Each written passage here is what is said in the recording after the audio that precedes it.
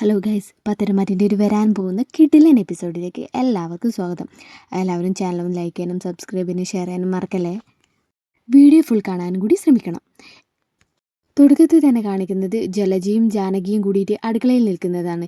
അങ്ങോട്ടേക്ക് ദേവയാനി വരുന്നുണ്ട്. ആഹാ, എല്ലാം ഉണ്ടാക്കി കഴിഞ്ഞോ? അപ്പോൾ ജാനകി പറയുന്നുണ്ട്, എല്ലാം ഒന്നും ഉണ്ടാക്കിയിട്ടില്ല, ഞാൻ എൻ്റെ മരുമകൾക്ക് ഇഷ്ടപ്പെട്ട അവിയലും പരിപ്പ് കറിയും മാത്രമേ ഉണ്ടാക്കിയിട്ടുള്ളൂ. മോൾക്കിതില്ലാതെ ഭക്ഷണം ഇറങ്ങില്ല. അവളെ ഞാൻ ഇറക്കിച്ച് തരാം എന്ന് ദേവേനെ മനസ്സിൽ വിചാരിക്കുന്നുണ്ട് കേട്ടോ. അപ്പോൾ ജലജ പറയുന്നുണ്ട്, മരുമകൾക്ക് ഏട്ടത്തിയൊന്നും ഉണ്ടാക്കുന്നില്ലേ? ഉണ്ടാക്കുന്നുണ്ട്. അപ്പോൾ ജാനകി പറയുന്നുണ്ട്, എന്തിനാ ഏട്ടത്തി ഇങ്ങനെ കഷ്ടപ്പെട്ടുണ്ടാക്കുന്നത്? അവൾ പോവാണെങ്കിൽ പോട്ടെ എന്ന് വെച്ചാൽ പോരെ. എന്ത് ചെയ്യാനാ ജാനകി, അവളിവിടുന്ന് പോയാൽ എൻ്റെ മോനും എൻ്റെ ഭർത്താവിനും എന്നോട് ദേഷ്യമായിരിക്കും. അവൾക്ക് ഇഷ്ടപ്പെട്ട ഭക്ഷണം ഉണ്ടാക്കി കൊടുത്തില്ലെങ്കിൽ അവളിവിടുന്ന് പോയാലോ? അവളിവിടുന്ന് പോയാൽ നമ്മളെ രക്ഷപ്പെട്ടില്ലേ ഏട്ടത്തി? അവളിവിടുന്ന് പോയ ആദർശിൻ്റെ മനസ്സിലേക്ക് മറ്റൊരു പെൺകുട്ടിയെ കൊണ്ടുവരാവുന്നതേ ഉള്ളൂ. നല്ലൊരു പെൺകുട്ടി, അനന്തപുരിക്ക് പറ്റിയ പെൺകുട്ടി. ഇതൊക്കെ കേൾക്കുമ്പോൾ ദേവയാനിക്ക് ദേഷ്യം വരുന്നുണ്ട് കേട്ടോ. പക്ഷെ ദേവയാനി ഇത് പുറത്ത് പ്രകടിപ്പിക്കുന്നില്ല. നിങ്ങൾ അതൊന്നും നോക്കണ്ട, ആദർശിനിപ്പോൾ അവളെ ഭയങ്കര ഇഷ്ടമാണ്. അതുകൊണ്ട് നമ്മളൊന്നും പറഞ്ഞാൽ അവൻ അവളെ കൈവിടാനൊന്നും പോകുന്നില്ല. അത് ഏട്ടത്തി കൊള്ളാഞ്ഞിട്ടാ. ഏട്ടത്തി മുമ്പൊന്നും ഇങ്ങനെയൊന്നും ആയിരുന്നില്ലല്ലോ. ഇപ്പോൾ ഒരു കരള് മാറ്റി വെച്ചതോടെ ഏട്ടത്തിയുടെ സ്വഭാവത്തിനും നല്ല മാറ്റം വന്നിട്ടുണ്ട്. മാറ്റം വരാതിരിക്കുമോ ജാനകി? അത്രയ്ക്ക് അനുഭവിച്ചിട്ടല്ലേ ഞാനിവിടെ നിൽക്കുന്നത്. അതൊന്നും നിങ്ങൾക്ക് പറഞ്ഞാൽ മനസ്സിലാവില്ല. എന്താ മനസ്സിലാവാത്തത്? ഏട്ടത്തിപ്പം പഴയതുപോലെയൊന്നുമല്ല. ഇനി അതേപ്പറ്റി പറഞ്ഞ് സമയം വേസ്റ്റ് ആക്കണ്ട. നിങ്ങളൊക്കെ ഭക്ഷണം ഉണ്ടാക്കിയില്ലേ? എന്തായാലും ഇനി ഞാൻ ഭക്ഷണം ഉണ്ടാക്കാൻ തുടങ്ങട്ടെ. നിനക്ക് വേണ്ട ഭക്ഷണമൊക്കെ ഉണ്ടാക്കുന്ന സമയത്ത് ദേവയാനിങ്ങനെ മനസ്സിൽ വിചാരിക്കുന്നുണ്ട്, അനാമികയ്ക്ക് എൻ്റെ മരുമകളെ ബെഡിലാക്കണം അല്ലേ? ഇതാണ് അവൾക്ക് പണി കൊടുക്കാൻ പറ്റിയ സമയം. പിന്നെ ഞാൻ ശരിയാക്കി തരാം. ജാനകി അനാമികയ്ക്ക് വേണ്ടി പരിപ്പ് കറി ഉണ്ടാക്കി വെച്ചത് ദേവേനെ ശ്രദ്ധിക്കുന്നുണ്ട്. അല്ല ജാനകി, അനാമികയ്ക്ക് പരിപ്പ് കറിയാണോ കൂടുതൽ ഇഷ്ടം? അതെ, അനാമികയ്ക്ക് പരിപ്പ് കറി എന്ന് വെച്ചാൽ ജീവനാ. പരിപ്പ് കറി ഉണ്ടെങ്കിൽ അനാമിക മോള് കുറേ ഭക്ഷണം കഴിക്കും. ഇപ്പം തന്നെ കോലം കണ്ടില്ലേ, നന്നായിട്ട് മെലിഞ്ഞിരിക്കുക. മോളെ വീട്ടിൽ നിന്ന് വരുമ്പോൾ അത്യാവശ്യം തടിയൊക്കെ ഉണ്ടായിരുന്നു. ഇപ്പം മോളുടെ അവസ്ഥ എന്താ? ഇവിടെ ഇഷ്ടപ്പെട്ട ഭക്ഷണമൊന്നും ആരും ഉണ്ടാക്കി കൊടുക്കാനില്ലല്ലോ. എന്തിനാ ഉണ്ടാക്കി കൊടുക്കുന്നത്? അവളെ മറ്റുള്ളവരുടെ ഇറച്ചിനെ വേണ്ടത്ര തിന്നുന്നുണ്ടല്ലോ എന്ന് മനസ്സിൽ വിചാരിക്കണം കേട്ടോ ദേവയാനി. ഏട്ടത്തി എന്തൊക്കെ പറഞ്ഞോ?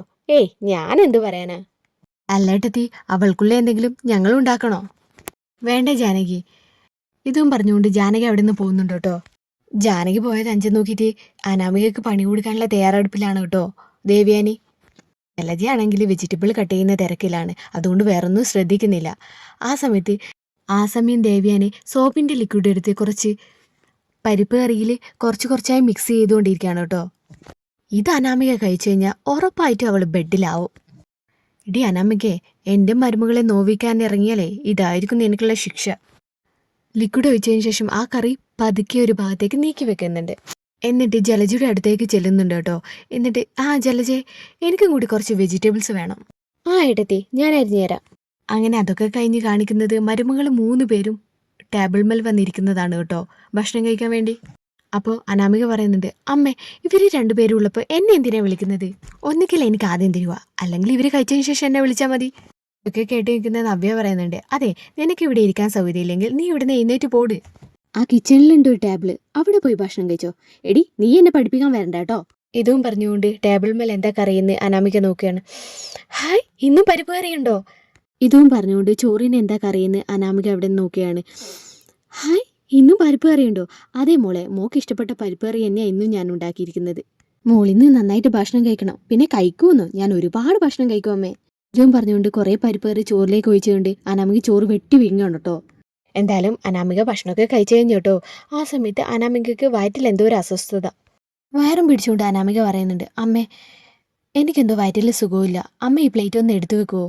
കേട്ടുടൻ തന്നെ നവ്യ പറയുന്നുണ്ട്, നിനക്ക് വയറ്റിൽ സുഖവും ഇല്ലെങ്കിലേ അത്ഭുതമുള്ളൂ, അങ്ങനെയുള്ള തീറ്റയല്ലായിരുന്നോ നീ തിന്നുന്നത്?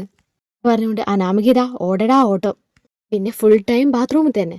ഈ സമയത്ത് ദേവയാനും ജാനകി അങ്ങോട്ടേക്ക് ചെല്ലുന്നുണ്ട്. എന്നിട്ട് ചോദിക്കുന്നുണ്ട്, അയ്യോ, മോൾക്ക് എന്ത് പറ്റി? അറിയില്ല ഏട്ടത്തി, മോൾക്ക് ആ പരിപ്പ് കറി കഴിച്ചതിന് ശേഷം ഒരേ വയറ്റുന്ന് പോക്കാ. ഏട്ടത്തി, അനാമിക മോളെ കറിയിൽ ആരോ എന്തോ കലർത്തിയിട്ടുണ്ട്, ആ നായനെ ആയിരിക്കും. അപ്പം ദേവയാനി പറയുന്നുണ്ട്, നായനെയൊന്നും അല്ലടി, ഞാൻ തന്നെയാ എന്നും മനസ്സിൽ വിചാരിക്കുന്നുണ്ട്. ഇതിൻ്റെ അപ്പുറം ഇനി കിട്ടാൻ പോകുന്നത്. വരാൻ പോകുന്ന കിടിലൻ എപ്പിസോഡുകൾക്കായി ഈ ചാനലൊന്ന് സബ്സ്ക്രൈബ് ചെയ്ത് വെക്കുക.